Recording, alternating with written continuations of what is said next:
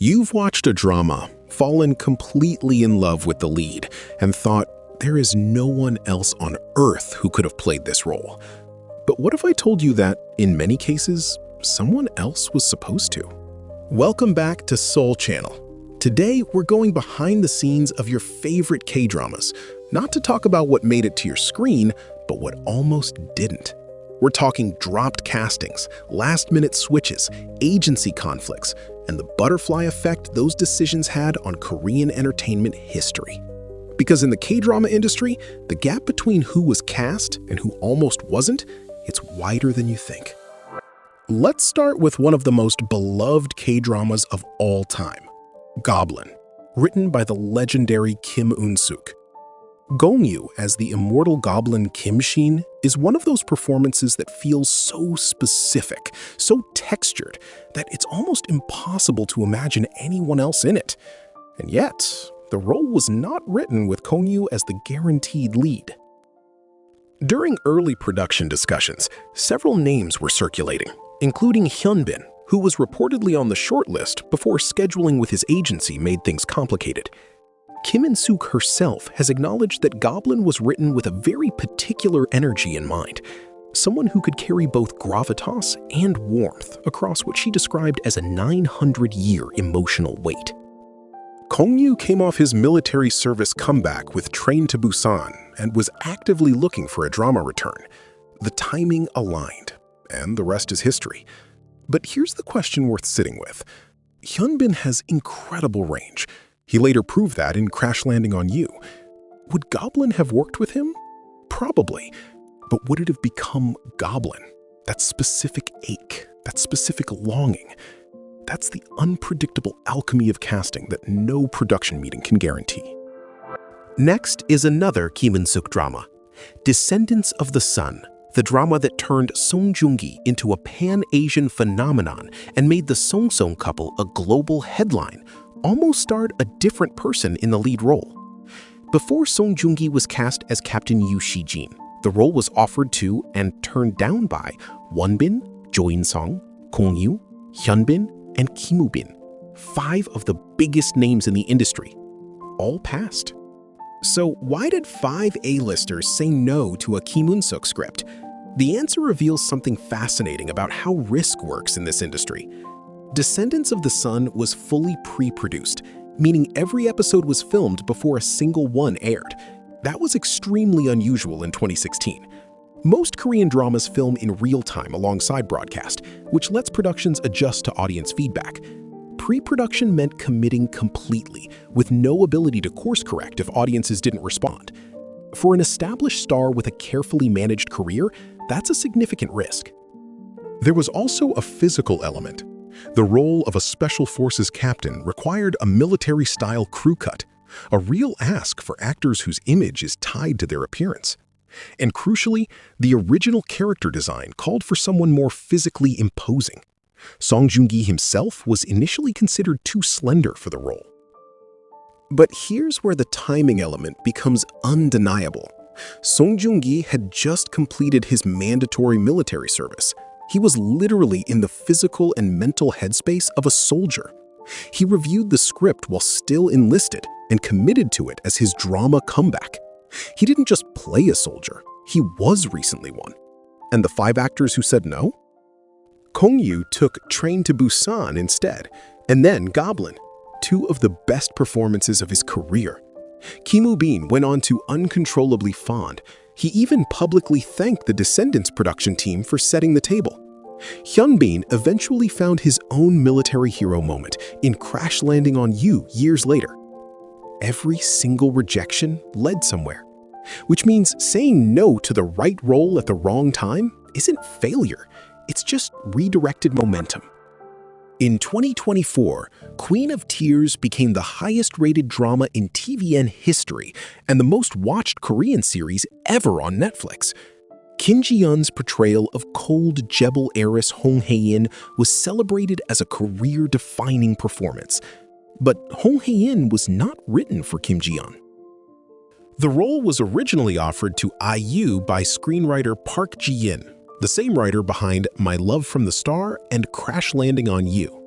This would have made Queen of Tears the fourth project IU and Kim Soo-hyun shared together, following Dream High, The Producers, and IU's drama Hotel del Luna, where Kim Soo-hyun made a cameo. IU's agency confirmed she received the offer and turned it down due to prior commitments. Scheduling, again, the most mundane reason behind what would have been one of the most anticipated K-drama pairings in years. But here's what makes this casting story genuinely interesting from an analytical standpoint, not just as trivia.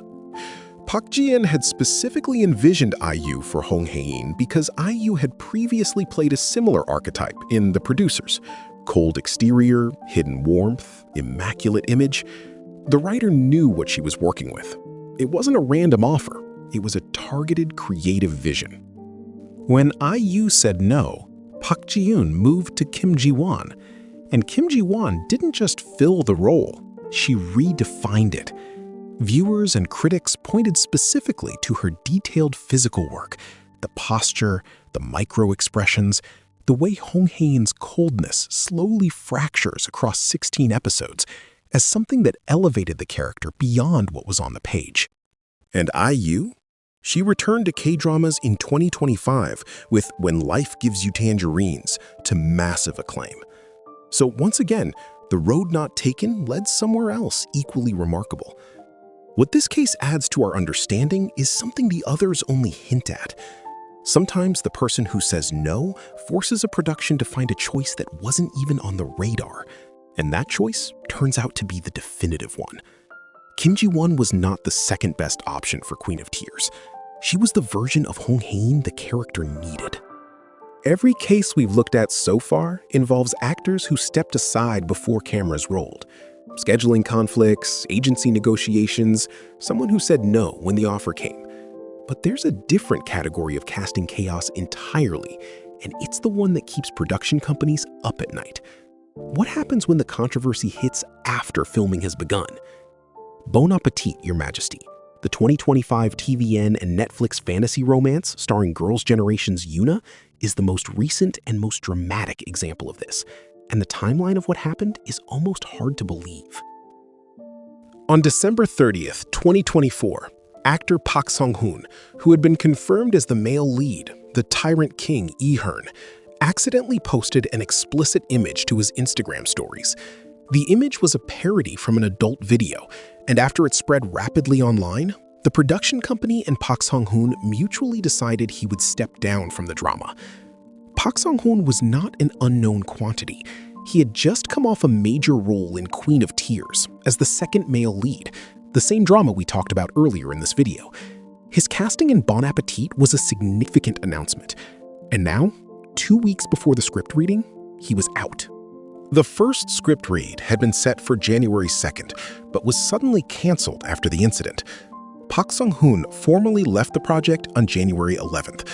Lee Chae-min was cast just 2 days later on January 13th. The drama's first filming date was January 22nd, and Lee Chae-min shot his very first scene on February 11th. Less than a month after being cast, he was in full production. At a press conference, Lee Chae-min addressed this directly. "I had little time to prepare, so the burden and sense of responsibility were heavy," he said. "But the director invited me before filming so I could participate in group readings and shape the character's tone and style." The drama went on to top Netflix charts in 23 countries in its first week and held the #1 spot globally for 2 consecutive weeks.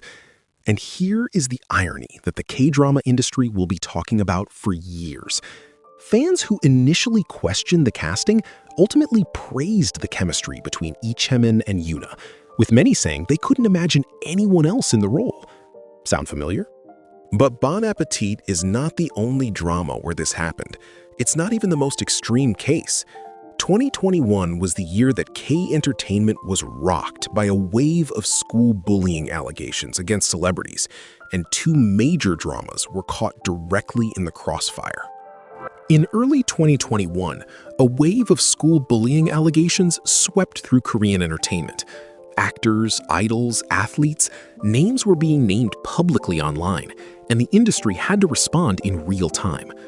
Two dramas in particular became the defining case studies in how a production survives, or doesn't, when its lead is removed mid-broadcast.